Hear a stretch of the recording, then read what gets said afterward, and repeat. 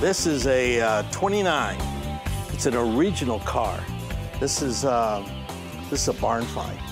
This car actually raced at Bonneville in the late 40s with a supercharger, 4 carburetors, got a 48 Merc in it, got 32 frame rails, a 29 body, and a 32 DeSoto grill. This car ran around 150 miles an hour in those days. Yeah, at Bonneville.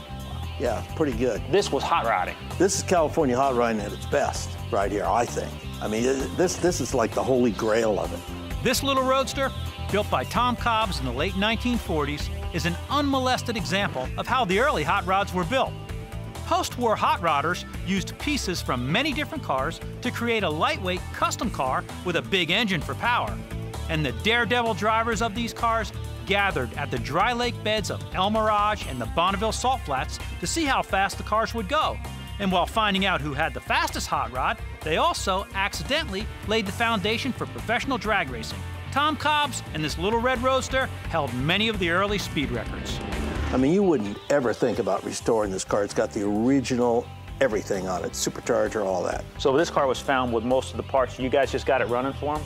Yeah, we got it running for Ralph along with Dale Armstrong, my buddy. He went through the engine too, and just make sure it's more, because we like to drive it on the street every now and then, but it'll still get up and go. It's ready for the street, and maybe we can go find a race down the road here a little bit. What do you think? You want to drive around? Maybe we can find that mongoose guy. Yeah. We threw on a couple of Don's vintage car coats, and I got to go for a ride with a California hot rod legend.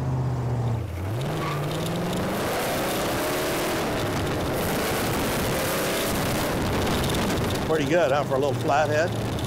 Now, if we could just find a drag race.